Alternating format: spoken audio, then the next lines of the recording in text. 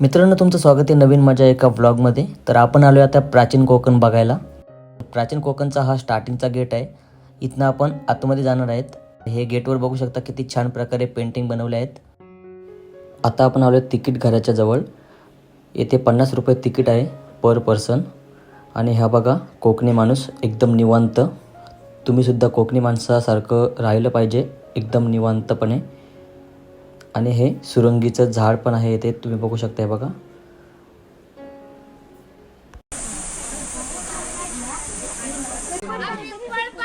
आम्ही कोकणी माणसे वड पिंपळ यांना पवित्र मानतो. तसेच यांना दीर्घायुष्याची प्रतीके देखील मानलेली आहेत. याला पिंपळ पार असे म्हणतात, कारण हा जो दगडी कट्टा बांधलेला आहे त्याला कोकणी भाषेत पार असे म्हणतात. हा पार सुमारे 400 वर्षापूर्वी बांधला गेला आणि हा जेव्हा बांधला गेला त्यात पिंपळाचे रोप लावण्यात आले. म्हणजेच हा पिंपळ सुद्धा 400 वर्षापूर्वीचा जुना आहे.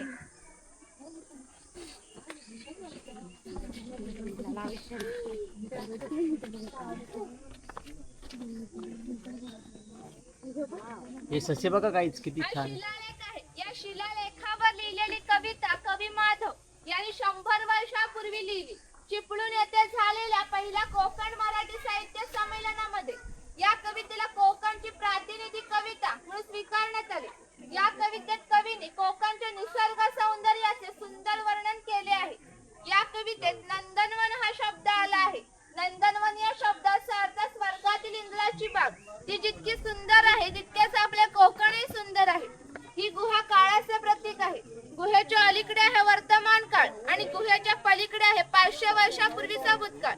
इथून पुढे पाहणार आहोत 500 वर्षापूर्वी कोकणी माणसे कशी राहत होती, त्यांची समाज रचना, ग्रामरचना, खाद्य संस्कृती, परंपरा कशा होत्या. गुहेतून येताना थोडं वाकून या.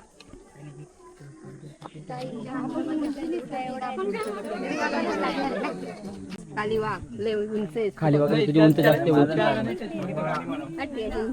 बघा आम्ही काळाच्या गुहेमध्ये चाललो आता.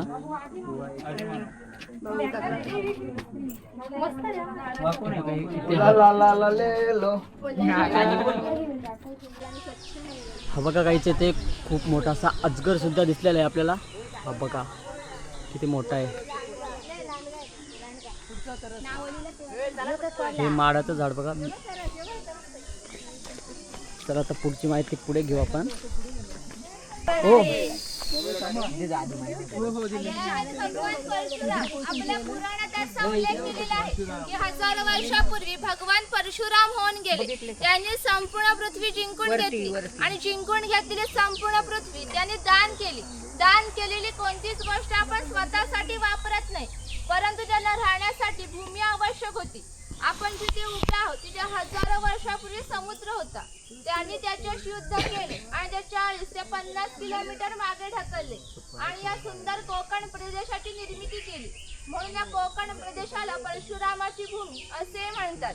कोकणामध्ये लाल रंगाचा जांभा नावाचा दगड मिळतो. जांभ्या दगडापासून हा जो पक्का रोड बांधलेला आहे त्याला कोकणी भाषेत पाखाडी असे म्हणतात. ही पाखाडी सुमारे 400 वर्षापूर्वी बांधली गेली. त्यावेळी ती गणपतीच्या देवळापर्यंत होती. काळाच्या ओघात नष्ट झाली. आज ती फक्त आपल्या प्राचीन कोकणमध्ये शिल्लक राहिलेली पाहायला मिळते. पूर्वी सामान्यपणे अशा पाखाड्या ग्रामदेवतेकडे जाण्यासाठी बांधल्या जात असत. आज आपण सुद्धा या पाखाडीने प्राचीन कोकणमधील ग्रामदेवतेकडे जाणार आहोत.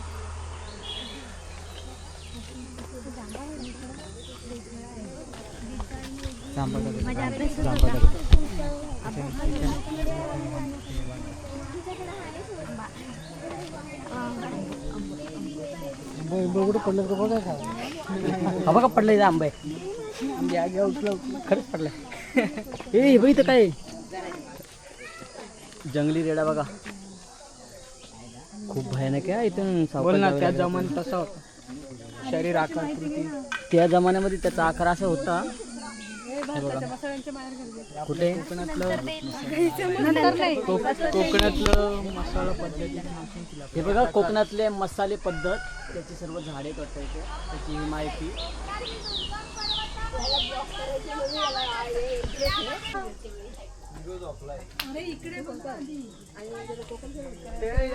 ग्रामदेवतेचं मंदिर आहे. पूर्वी धार्मिक संस्थाच गाव नियंत्रित करत असत.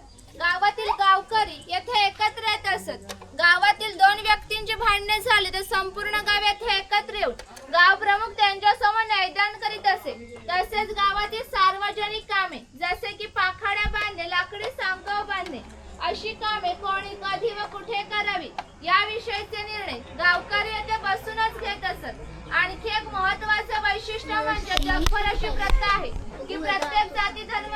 आपापल्या देवाकडे जातात आणि देवाचे दर्शन घेतात.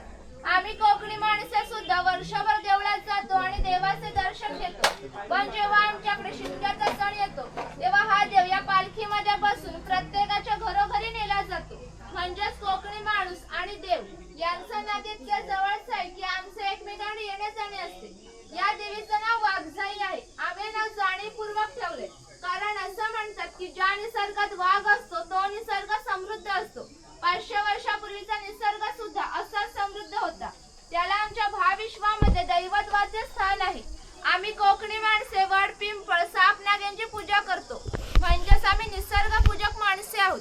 म्हणून आम्ही आमच्या देवीचं नाव सुद्धा प्रत्यक्ष निसर्गाशी संबंधित असंच ठेवलं आहे, वाघजाई. ही आमची काही पारंपरिक वाद्य आहेत. लाकडी ढोल आहेत, मातीचे ताशे आहेत. त्यांचा खालील भागा मातीचा बनवलाय. हे ताशे 110 वर्षापूर्वीचे जुने आहेत.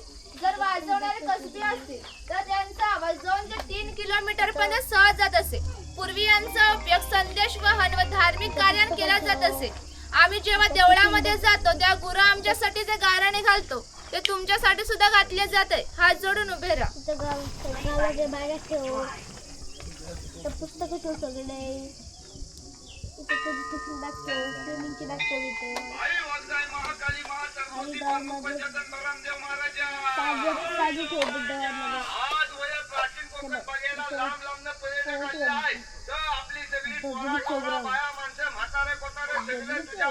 दर्शन घ्यायला आलेला तर कोणाची डफली कोणाला डायबिटीस आलेला असेल, कोणाची बायपास झालेली असेल तर आता मी काय तुला सगळं नाही, पण ही काय मराठी डंबल बोलता आणि डफली बोलता. होय महाराजा. कोणी कर्मी केला नसेल, कोणी भूताटकी केला नसेल, कोणी देव घातला नसेल तर तू सीमेचा रखवाली हाय तर सगळं सीमेचा भाग चिरून टाक आणि हिता आलेल्या कोणत्या विकासाला धक्का लाव देऊ नको रे महाराजा. महाराजा यांची कोणला पोरगी भेटत नसेल, कोणला पोरगा भेटत नसेल, कोण लग्नाचा अडकलेले असतील आणि ज्यांची लग्न झालेली आहेत त्यांना चांगली पोराटोरा होऊ दे आणि त्या पोराटोरांचं लय डिग्री पर्यंत शिक्षण होऊ दे महाराजा. भया शिक्षण झालेल्या पोरांना मनासारखी नोकरी भेटू दे आणि जर का साहेबान गौरी गणपती हरी राजा द्याला नाही तर त्या साहेबाचं काय करायचं तर तुला ठाव हाय रे महाराजा. हा लोक इथं जुना कोकण बघायला आलेला आहे. कसं प्रत्येकाचं आपापलं गाव असेल, गावात घरदार असेल, जमीन तुला झाडामाडा असतील, गावाकडे म्हातारी कोतारी माणसं असतील, ती सगळी ह्यांचीकडे वाटेला कौशल्यवान आहेत ते आम्ही ते दाखवले. त्यापैकी या सुताराचे खरे काम शेतकऱ्याला लागणे लाकडी अवजारे बनवून देणे. हा सावंतवाडीचा सुतार आहे. सावंतवाडीतील लोकांचे लाकडावरील कोरीव काम जगप्रसिद्ध आहे. त्यांच्या काही हस्तकौशल्याच्या वस्तू तुम्हाला आमच्या हस्तकला समन्वय केंद्रामध्ये पाहावयास मिळतील. ते दरवर्षी दाखवलेले अस्वाचा खेळ करणारा, ते गारुडी दाखवलेले सापाचा खेळ करणारा.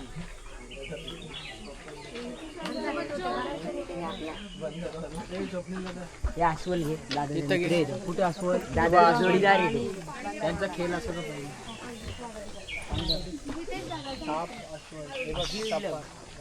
हे बघा गारुड्याचा खेळ इथे आणि इथे अस्वल सुद्धा आहे. नाग आहे आणि अस्वलाचा खेळ करणारा गारुडी ना नाव नाही माहिती. हा गारुडी इथे आहे.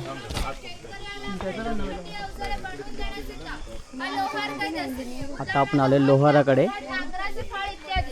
500 वर्षापूर्वी कोकणची राजकीय स्थिती अस्थिर होती. बरेचसे लोक सैन्यामध्ये होते. त्यांना लागणाऱ्या लोखंडी ढाली व तलवारी बनवून देण्याचे काम हा लोहार करीत असे. त्याचे वैशिष्ट्य म्हणजे अजूनही कोकणातील खोत व मराठा यांच्याकडे काहीशे वर्षांपूर्वीच्या तलवारी आहेत. त्यांना अजूनही गंज आली नाही. दर दसऱ्या त्यांची पूजा केली जाते. हा तेली आहे. आम्ही कोकणी माणसे आमच्या जेवणात खोबरेलाचा वापर जास्त प्रमाणात करत असू. शेतकरी आपल्या बागेतील खोबरे स्वतः तेलाकडे घेऊन जात असे व तेली त्याच्या खतात तेल पाडून देत असे.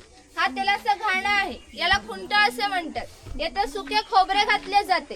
हे जे उभे लाकूड दिसत आहे तिला कोकणी भाषेत लाट अशी म्हणतात. ही लाट या आडव्या लाकडाला अशा तऱ्हेने बांधली जाते जेणेकरून लाट उभी राहते. या ठिकाणी जोखडाला बैल बांधला जातो व आडव्या लाकडावर दगड ठेवून स्वतः त्यावर बसतो व सर्व वजन घेऊन बैल गोल फिरवला जातो. त्यामुळे आतील खोबरे रगडून त्याचे तेल निघते व हे तेल भरून काढायचे असेल तर सर्वात प्रथम जोखडाचे बैल सोडायचे. जोखड बाजूला केले जाते. आडवे लाकूड बाजूला करून लाट बाजूला केली जाते व आतील तेल भरून काढले जाते. नवीन तेल पाडायचे असेल तर पुन्हा सगळा क्रमवार जोडून नवीन तेल पाडले जाते. म्हणजेच पूर्वी तेलाला 5 ते 1.5 तेल काढण्यासाठी 1 ते 1.5 तास मेहनत घ्यावी लागत असे. यावरून तुमच्या लक्षात येईल की पूर्वीचे जीवन किती कष्टमय होते. हा चव्हाटा देव आहे. असं म्हणतात की कोकणात भरपूर भूतं असतात, तर कोकणवासियांची अशी श्रद्धा आहे की हा देव त्यांच्या नियंत्रण ठेवतो. म्हणून याला शिमग्याला गाऱ्हाणे घातले जाते. तसेच पशुबळी सुद्धा दिले जातात. ही विरगळ आहे. वीर माणसांचे प्रतीक चिन्ह. त्याच्याकडे काय आहे?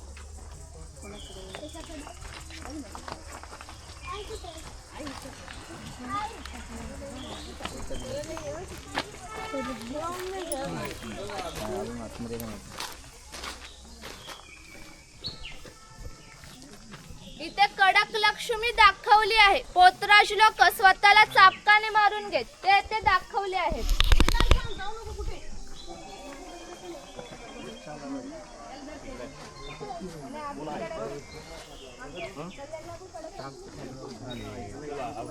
आता कुठे जायचं ना, हात सोडायचं ना.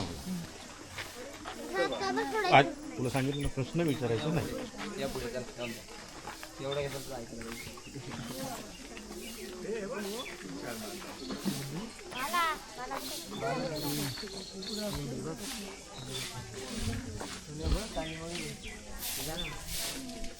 हा कोळी समाज आहे. कोळी समाजाचे लोक समुद्राच्या इतके जवळ राहतात की समुद्राच्या भरतीचे पाणी देखील त्यांच्या घरा लागून जाते. एवढी छोटी होडी घेऊन हे कोळी लोक 8 ते 10 तास खोलवर समुद्रामध्ये मासेमारी करतात. कधी कधी समुद्रामध्ये उसळणाऱ्या लाटा या त्यांच्या होडीपेक्षाही मोठ्या असतात. तरी हे लोक कुशलतेने होडीवर लावतात आणि पहाटेच्या वेळी घरी परत येतात.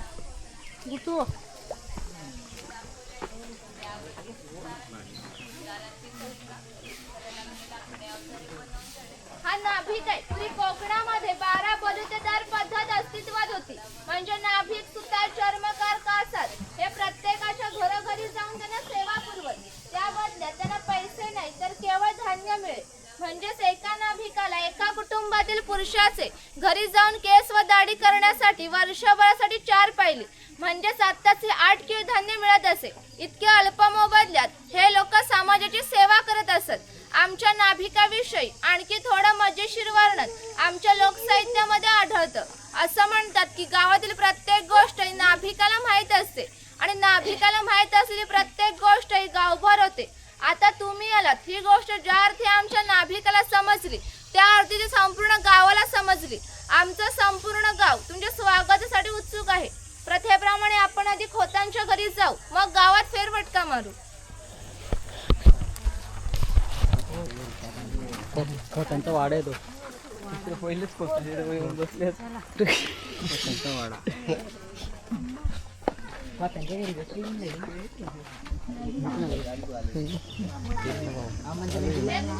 राजाचा गावातील थेट प्रतिनिधी म्हणजे खोत.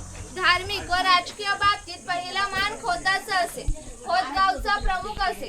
गावात न्यायदान करणे, महसूल गोळा करणे, कायदा व सुव्यवस्था सांभाळणे इत्यादी कामे खोताची असत.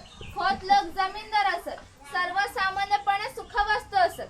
त्यांच्या बसण्याच्या लग्बीवरूनच ते कसे ऐशोआरामी जीवन जगायचे याची तुम्हाला कल्पना येईल. ही खोतांची बायको आहे. कोकणी स्त्रिया सुंदरही होत्या आणि शूरही, परंतु त्यांना स्वातंत्र्य नव्हते. माजगराचा उंबरडा हीच त्यांची मर्यादा होती. ती खोतांची 2 मुले आहेत. ती आपला परंपरागत खेळ सोंगट्या खेळत आहेत. पूर्वी हाच खेळ महाभारतात धर्मराज आणि दुर्योधन यांच्यामध्ये द्यूत या नावाने खेळला गेला. हस्तिदंती फासे असतात किंवा शंखांच्या कवड्या असतात. त्या टाकून विशिष्ट प्रकारचे दान मागितले जाते व त्यानुसार सोंगट्या पुढे मागे सरकवून हा खेळ खेळला जातो. जर खेळणारे कसबी असतील तर हा खेळ 1 ते 2 रात्र सहज रंगत असे. इतका मजेशीर खेळ आहे. या घराची रचना पहा. खोत ज्या उंचवट्यावर बसल्या त्याला ओटी असे म्हणतात. गावातील मान्यवर लोक ओटी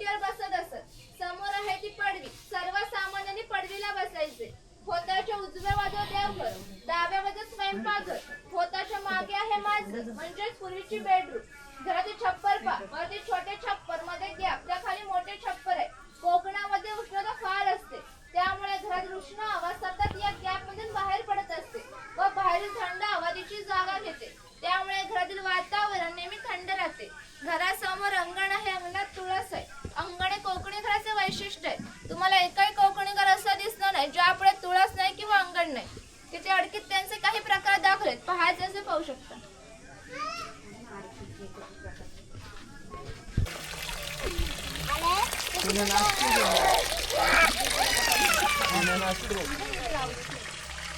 हे काय रे त्याला आंघोळ दानाला घेतले वाटते म्हणजे येतो वांड. आता आम्ही आलोय एका शेतकऱ्याच्या झोपडीमध्ये. मम्मी बैल बघ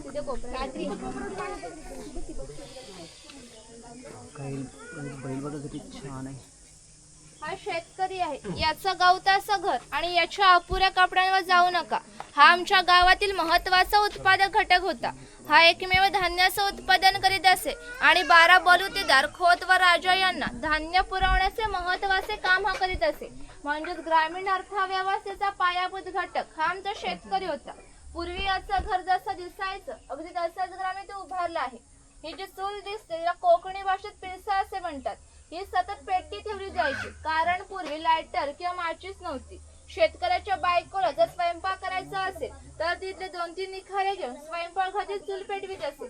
जर हा विस्ताव विसरला तर घरात 2 गारगोट्या ठेवलेल्या असत, त्या एकमेकांवर घासून हा विस्ताव करावा लागत असे. ती शेणाने सारवली टोपली दिसते तिला कणगी असे म्हणतात. धान्य साठवण्यासाठी तिचा वापर केला जातो. कोकणी शेतकरी भात नाचणी हरिकवरी यासारखी धान्य पिकवीत असे. या कणगीमध्ये ठेवून वरतून चिरफळाची फळे पसरवून त्यावर झाकण ठेवून ती बाहेरून शेणा मातीने लिंपून घेतली जात असे. त्यामुळे आतील धान्य 3 ते 4 वर्ष सहज टिकत असे. ही शेतकऱ्याची बायको आहे, ती शेतकऱ्याची मुलगी आहे. हा पाळणा शेतकऱ्याच्या घरात आपण काचेवर टाकून ठेवलेला आहे कारण आमच्या शेतकऱ्याच्या घरी दरवर्षी पाळणा हलत असे. म्हणजे प्रत्येक शेतकऱ्याला 8 ते 10 मुले असत. थोडक्यात पूर्वी एकत्र कुटुंब पद्धती अस्तित्वात होती. हे उच्चल आहे. पूर्वी याचा उपयोग कपडे सुकत घालण्यासाठी केला जायचा. घरामध्ये गौरी गणपतीचा सण दाखवला आहे.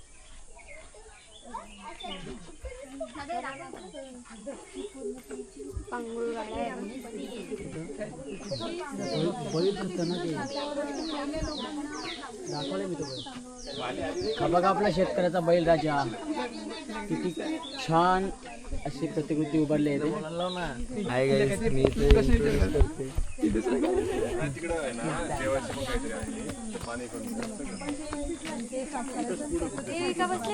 हे बघा काहीतरी जो काय येते नाही तसं नाही जायचंय. Same but different. कपडे सेम घातले वाटतं ना. गणपती दिवस आले की लाल मातीचे गणपती तयार करणे, उन्हाळा आला की मातीची मडकी तयार करणे, दिवाळीच्या वेळेला पणत्या तयार करून त्या प्रत्येकाच्या घरोघरी जाऊन पोहोचवण्याचे काम हा कुंभार करीत असे. जर एखाद्याचे घर बांधायचे असेल तर तो त्याच्या घरी जाऊन त्याला कौले तयार करून देत असे. त्याचे सफेद रंगाचे मडके आहे ते माडी काढण्याचे मडके आहे. कोकणामध्ये नारळाची झाडे मोठ्या प्रमाणात असतात. त्याला नारळ येण्यापूर्वी पोळ येते, तिला आडवा काप दिला जातो आणि बाजूने विशिष्ट प्रकारचा झाडपाला लावला जातो. तो पाला आतील माडी शोषून घेतो व थेंब थेंब गळणारी माडी हे मडके वरचेवर लावून त्यामध्ये साठवली जाते. काळाच्या ओघात 12 बलुतेदारांचा व्यवसाय नष्ट झाले, परंतु माडी काढण्याचा व्यवसाय अजूनही व्यवस्थितपणे चालू आहे.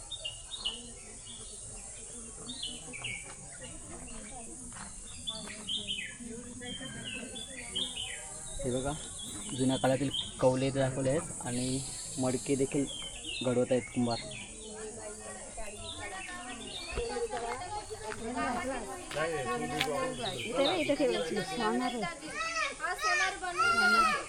आपण आता चाललोय सोनाराकडे. या दागिन्याला जगभर नाव आहे. शिमगा, नवरात्र व अन्यवेळी ग्रामदेवतेला दागिने घालण्यासमान हा सोनाराचा असतो.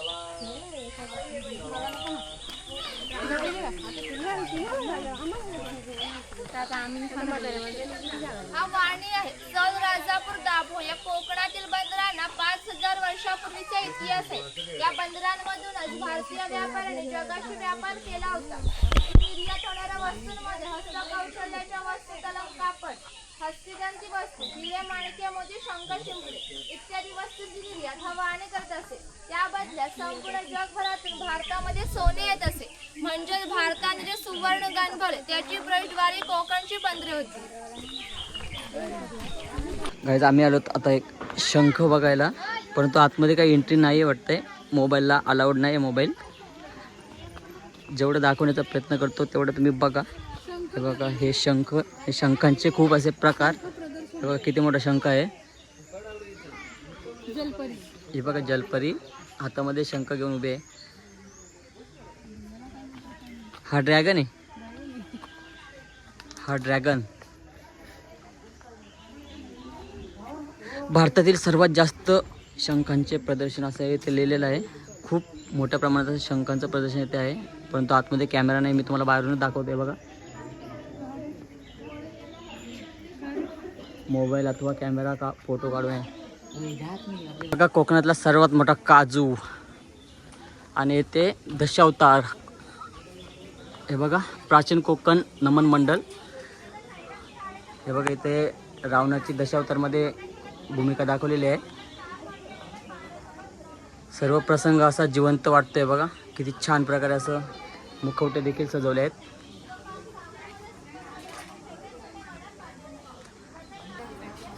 आपल्याला सर्व बघायला भेटतं इथे आणि इथे एक शॉप आहे, तिथे तुम्ही खरेदी सुद्धा करू शकता. हे बघा, हे बघा बकरीची गोठा, बकरीची गोठी. बकरीचं संरक्षण होण्यासाठी ही थोडी उंचावर बांधलेली आहे इथे. नको चला आता. हे काजू बघ किती मोठे तू. जो लाल रंगाचा पाक तयार होतो तो 5च्या मार्गात विशिष्ट तापमान उकळला जातो.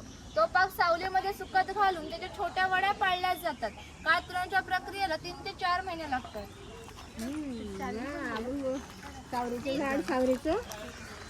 कोकणात आलोय तर आंबा बघणारच ना मी. हे बघा किती मोठा आंबा भेटलाय. नको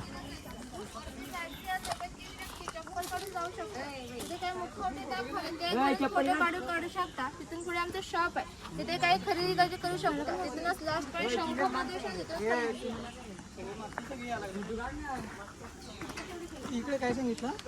इथे तीनच जण जाऊ शकतो. तीनच ना, मग कॅमेरा सोडून द्या.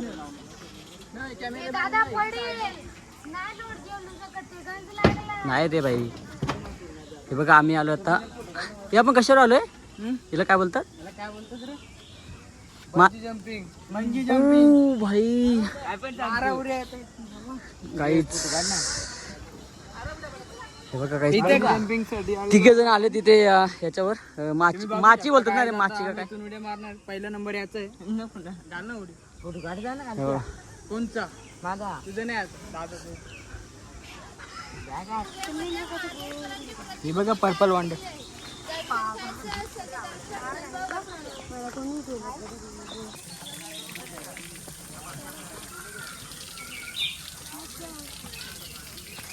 हा बघा प्राचीन पाणवटा आलोय आपण आता. तर ताई आपल्याला पाणवट्याविषयी माहिती सांगेल. हा पाणवठा आहे. पूर्वी प्रत्येक गावात भरपूर मोठे जंगल होते, त्यामुळे गावात पाणी मोठ्या प्रमाणात उपलब्ध होत असे. ज्या ठिकाणी गावात उंचावर बारमाही पाणी वाहत असे, त्या ठिकाणी धरण बांधून प्रत्येकाच्या घरोघरी पाटाने पाणी नेले जात असे. या पाण्याला आमच्या नाळी फोबीच्या बागा उन्हाळी भात शेती होत असे. उन्हाळी भात शेतीला पाणी मोठ्या प्रमाणात लागते व तेवढे पाणी प्रत्येक गावात उपलब्ध होत असे. ग्रामदेवतेच्या नंतर संपूर्ण गाव एकत्र येत असे. लहान मुले मासेमारी व अंघोळीसाठी, स्त्रिया कपडे धुण्यासाठी व पाणी भरण्यासाठी, गुराख्यांसारखे व्यवसाय गुरांना पाणी पाजण्यासाठी. म्हणजे ग्रामीण जीवनाचा मध्यवर्ती केंद्र आमचा पाणवठा होय. वरती खवल्या मांजर दाखवलं आहे. हो बघा खवल्या मांजर. करण खवल्या मांजर बघ पुढे. चामड्याच्या वस्तू बनवून देण्याचे काम हा चर्मकार करीत असे. याच्या जोडीला मी आणखी एक प्रसंग सांगतो जो 500 वर्षापूर्वी घडून गेले. म्हणजेच कोकणी माणसांची चविष्ट अशी खाद्य संस्कृती आहे. आम्ही कोकणी माणसे आमच्या जेवणात भात व मासे जास्त प्रमाणात खातो. कोकणात येऊन माशाची आमटी, उकडीचे मोदक व भाजरी तेवढे न खाणे म्हणजे कोकण न ठेवल्यासारखे आहे. पूर्वी घरामध्ये दगड मातीच्या वस्तू असत, त्याचं जात्रीसारखे दिसतं, त्याला धिरड असे म्हणतात. जात्रीमध्ये भाजी निघते, ते घुरट्यामध्ये भात घातला जातो, तेव्हा अख्खा तांदूळ बाहेर निघतो, कोंडा बाजूला होतो. हे मोदक पात्र आहे, म्हणजेच पुरीचं कोकणी कुकर. यामध्ये खाली पाणी ठेवले जाते व चाळणी केळीचे पान ठेवून यावर मोदक ठेवले जातात व त्यावर झाकण ठेवून मोदक पात्र चुलीवर ठेवले जाते. त्यामुळे आतील मोदक शिजून निघतात. हे पुरण यंत्र आहे. यामध्ये शिजवलेली डाळ घातली जाते. हे रॉड दोन्ही बाजूने उलट सुलट फिरवले जातात. त्यामुळे आतील डाळ वाटून निघते. गोड पुरणपोळ्या बनवल्या जातात. ते शेवयाचं लाकडी यंत्र आहे. ते शेवयाचे लोखंडी यंत्र आहे. तर शेवयाचा लाकडी पाट आहे. हा टिफिन बॉक्स आहे. वरती पाण्याच्या तांब्या, खाली 3 डबे आहेत. बाजूला चमचे, टिफिन बॉक्स दोन्ही बाजूने लॉक आहे. ही चहाची किटली आहे. ही दगडी उखा, यामध्ये पुरी भाताचे पोहे काढले जात असत. आपल्याकडे जो भात असतो रात्री भिजत ठेवला जातो. सकाळी त्याचे पाणी काढून पोह्याचा खापरा भाजला जातो. उखळ्यामध्ये मुसळासाने काढला जातो. त्याचे पोहे तयार होतात. वरती लाकडी चमचे दाखवलेले आहेत.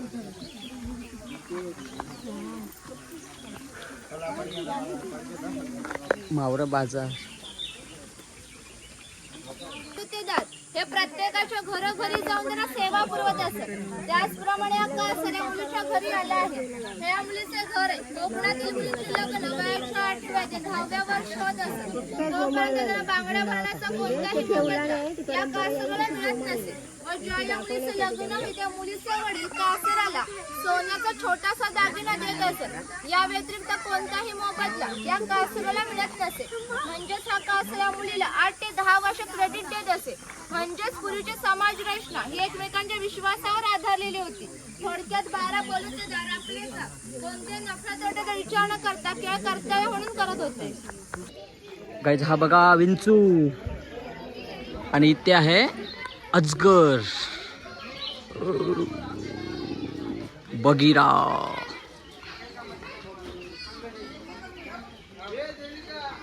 हा येथे तुम्हाला बघायला भेटेल जयगड किल्ला, जयगड फोर्ट. आता आपली मंडळी चालली आहे परतीच्या प्रवासाला. अजून आम्ही काही खाल्लेलं सुद्धा नाही आहे.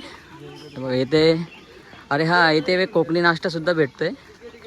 परंतु इथे काही भेटेल का नाही आम्हाला माहिती नाही. अमृततुल्य येवले बंधू इथे आहे, पण त्यांच्याकडून काही भेटेल का माहिती नाही. हे बघा इथे तोपसुद्धा आहे. कारण तुला कसं वाटलं प्राचीन कोकण? खूप मस्त वाटलं. इथे बघायला खूप काय काय आहे. तू काय काय बघितलं सांग, आता सांग, 1-2 तरी सांग. आम्ही ते सुतार बघितलं, हां सांबार बघितला, फ्लॉवर बघितला. हां पूर्वीच्या खाली जे जे गावकरी असायचे ते सर्व बघितलं आम्ही. आणि त्यांनी एक्सप्लेन करून पण सांगितलं. ते खूप भारी होतं, मस्त. एकदा इथे नक्की या. ओके.